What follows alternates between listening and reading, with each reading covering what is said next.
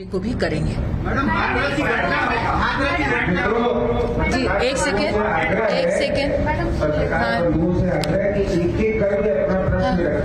जी जी हाँ मैम, आप एक महिला है, हाथरस में जो बच्चे के साथ जिस तरीके से हुआ वो तो दर्दनाक लगी, लेकिन चुपके से उसके शव को जला दिया गया, क्या ये उचित था? सबसे पहले तो मैं आपसे कहना चाहूंगी, देश में आक्रोश अगर महिला उत्पीड़न पर होता है तो वो आक्रोश सिर्फ महिलाओं तक सीमित नहीं होता।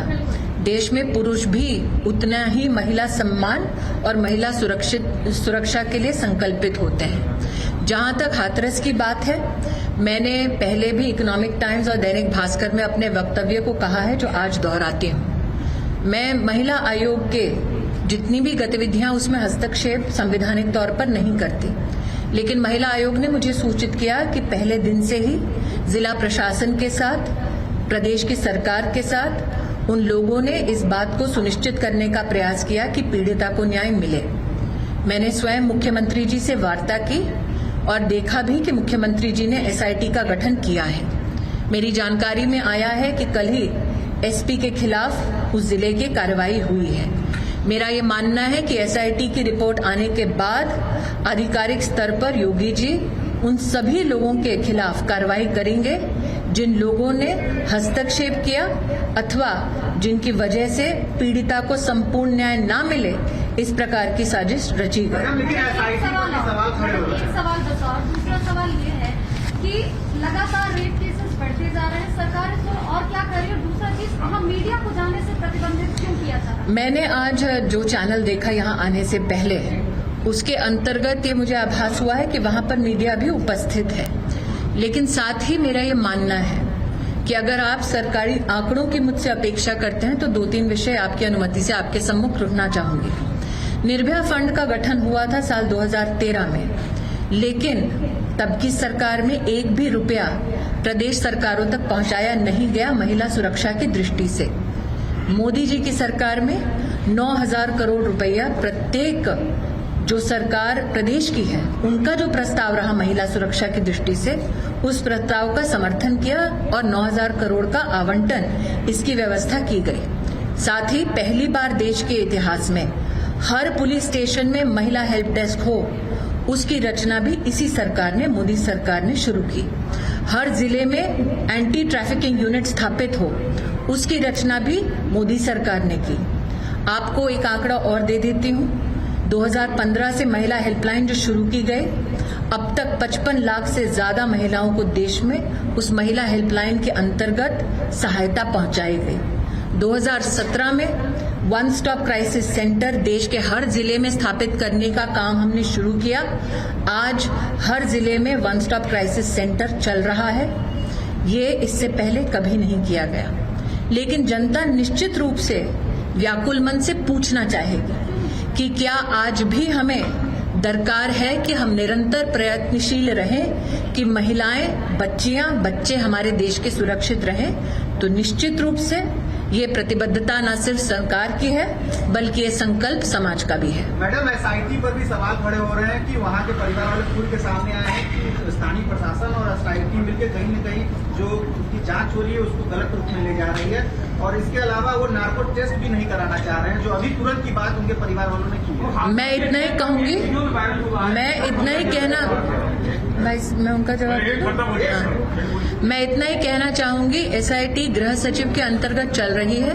भारत सरकार की प्रतिनिधि होने के नाते मेरा विश्वास है कि एक स्वतंत्र मीडिया के चलते सच कभी छुपता नहीं है, और निश्चित रूप से योगी जी की जो कार्यशैली रही है वो कड़े से कड़े कदम कानून व्यवस्था को बना के रखने में और महिलाओं को सुरक्षित रखने में निश्चित रूप से लेंगे, ये मेरा विश्वास है। निशाना साध रहा है जी, लगातार विपक्ष आप पर भी निशाना निश्चित साध रहा है, आपको लेकर ट्वीट भी किया गया। अब हाथरस को लेकर अगला क्या होना चाहिए? देखिए, कल कांग्रेस पार्टी ने मेरे ऊपर एक विशेष टिप्पणी और ट्वीट किया कि संयुक्त राष्ट्र में मुझे अपने देश के खिलाफ बयान देना चाहिए था। मेरा ये मानना है कि जब अपने देश का मैं प्रतिनिधित्व संयुक्त राष्ट्र में करती हूँ तो उसमें एक मंत्री के नाते नहीं बल्कि एक भारतीय के नाते बोलती हूँ। कांग्रेस की ये दरकार है कि मैं राष्ट्र के खिलाफ संयुक्त राष्ट्र में बयान दूं, लेकिन मेरे लिए ऐसी कल्पना भी राष्ट्रद्रोह से कम नहीं। जहां तक विपक्ष का मुझ पर बार बार निशाना साधना है, ये विपक्ष की अपनी जिम्मेदारी है, अपनी मर्यादा है। और जब अमेठी में मैंने कूच की थी तभी मुझे पता था कि जीवन भर मैं उनके निशाने पे रहूंगी, मुझे कोई आपत्ति नहीं है। हाथरस को लेकर आगे क्या? पिछली जो चीजें हैं वो तो हैं, अब ऐसी घटनाएं और ना हो, क्या और भी कड़े कानून की जरूरत है? कुछ मोदी सरकार ने बच्चियों के साथ गैंगरेप की सजा को सजाए मौत करार दिलवाया, आप सब इसके साक्षी हैं। मोदी सरकार ने पॉक्सो के रूल्स को लेकर भी चाइल्ड पोर्नोग्राफी के संदर्भ में विशेष कानूनी व्यवस्थाएं खड़ी की। मैं इतना मानती हूं कि सरकार की ओर से चाहे वो बजट का आवंटन हो, चाहे वो कानून व्यवस्था में संसद में कानून पारित करने की बात हो, मोदी सरकार इन सारे विषयों में एक कदम पीछे नहीं बल्कि 2 कदम आगे चल के काम करती है।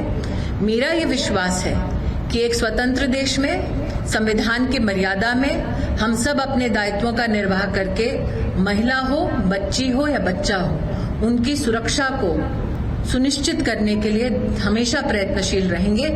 मैं आज भी कह रही हूं कि संवैधानिक पद पर रहकर मैंने न राजस्थान पर टिप्पणी की, न बंगाल में एक्टिव केसेस पे टिप्पणी की, ना ही किसी और प्रदेश के उस पे टिप्पणी की, लेकिन मुख्यमंत्री योगी आदित्यनाथ जी से निश्चित रूप से चर्चा की है और आश्वासन पाया है कि पूर्णतः न्याय होगा।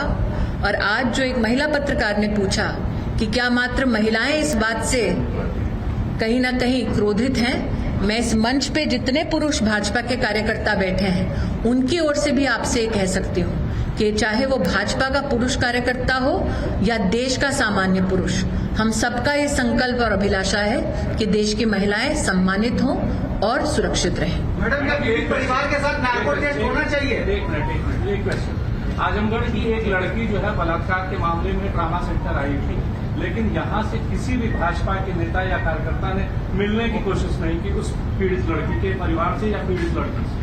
आजमगढ़ का जो केस आप मुझे बतला रहे हैं, जैसे कि मैंने आपसे कहा, मेरी संवैधानिक मर्यादा ये है कि मैं प्रदेश में हस्तक्षेप नहीं कर सकती, लेकिन निश्चित रूप से मेरा ये मानना है, चाहे वो कोई राजनेता हो, चाहे वो कोई व्यक्ति विशेष हो, चाहे वो संगठन हो, महिला तक मदद के लिए पहुंचे, राजनीति के लिए ना पहुंचे। मैडम, एक सवाल ये है कि निर्भया कांड में पैसे के आवंटन की बात आपने की, 9,000 करोड़ रुपया लगभग सभी प्रदेशों में, लेकिन अभी तक उसका पैसा कहीं खर्च नहीं हुआ, कहीं उसका। प्रदेश की सरकारें, एक बार भारत सरकार जब पैसा सुनिश्चित कराती है तो किस प्रकार से खर्चा करती है वो प्रदेश की सरकार का अधिकार है। आप अगर ये मानते हैं कि मैं प्रदेश, चाहे वो किसी का भी प्रदेश हो, किसी भी राजनीतिक दल का प्रदेश हो, उनके अधिकारों का हनन करूंगी, तो मुझे लगता है इससे संवैधानिक ठेस पहुंचती है व्यवस्थाओं को। हमारी सरकार की प्रतिबद्धता जो थी कि निर्भया फंड के माध्यम से सभी प्रदेशों तक ये आवंटन किया जाए, उसको हमने सुनिश्चित किया है।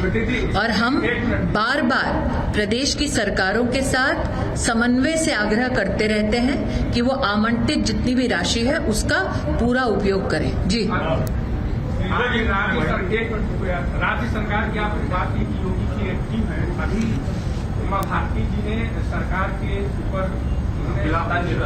सलाह दिया योगी जी को कि मैं आपकी बड़ी बहन हूँ, हाथरस वाली घटना पर आप ध्यान दीजिए, उनसे बात करें। अभी आपने कहा ये क्या मतलब क्या सूचना देता है कि आपके ही सरकार में, पूर्व सरकार में मंत्री रही और पार्टी के वरिष्ठ नेता है, जब उन्हें ये शब्द कहना पड़ा कि मैं आपकी बड़ी बहन हूँ।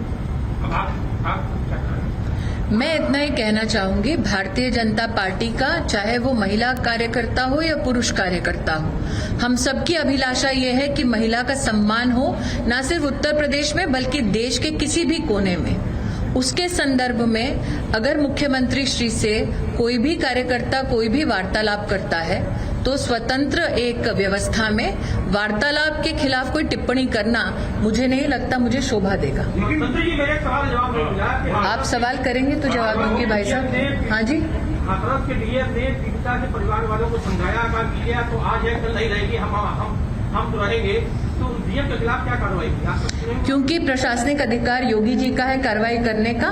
मेरा पूर्ण विश्वास है कि एसआईटी की जब रिपोर्ट सबमिट होगी तो जितने अधिकारियों के खिलाफ सबूत पाए जाएंगे निश्चित रूप से योगी जी उनके खिलाफ कार्रवाई करेंगे। मैडम क्या लग रहा है कि योगी सरकार से चूक हो रही है या चूक हो रही है? मुझे ऐसा इसलिए मैं आपके इस सवाल का जवाब इस प्रकार से दे रही हूं ताकि आप जिस सुर्खी की खोज में है वो सुर्खी मैं आपको ना दूं। मैं दोबारा दोहरा रही हूं, मैं इसीलिए दोबारा दोहरा रही हूं कि जिस सुर्खी की तलाश में आप हैं उस सुर्खी को मैं ना दूं। इसीलिए अपने बार बार आपसे आग्रह में एक भाई साहब मैं इनका जवाब दे दूं फिर आप। मेरा आपसे आग्रह है कि मेरे वक्तव्य को मैं दोबारा दोहराती हूं ताकि आप दोबारा नोट कर लें। महिला आयोग ने पहले दिन से प्रदेश और जिला प्रशासन के साथ संपर्क करके पीड़िता को न्याय सुनिश्चित हो इसका पूरा काम किया है। दूसरा, मैंने स्वयं योगी जी से वार्ता करके उनसे आश्वासन पाया है कि पीड़िता के प्रति न्याय भी होगा और जो इस विषय में पीड़िता को न्याय से वंचित रखने का दुस्साहस कर रहे हैं उनके खिलाफ भी योगी जी कार्रवाई करेंगे।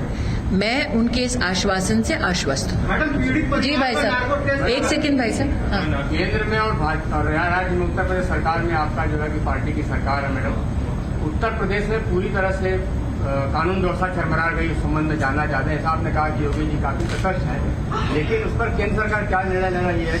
इस समय बलात्कार, हत्या, पूरे प्रदेश में एकदम चरमराई हुई कानून व्यवस्था। आज आप सबके सम्मुख आने से पहले सपा की कुछ बहनें आई थी, उन्होंने मेरे साथ बैठ के वार्ता की और शायद ही यह कभी हुआ होगा कि दो राजनीतिक दल की महिलाएं एक साथ बैठकर संकल्प लें कि महिलाओं के प्रति न्याय हो।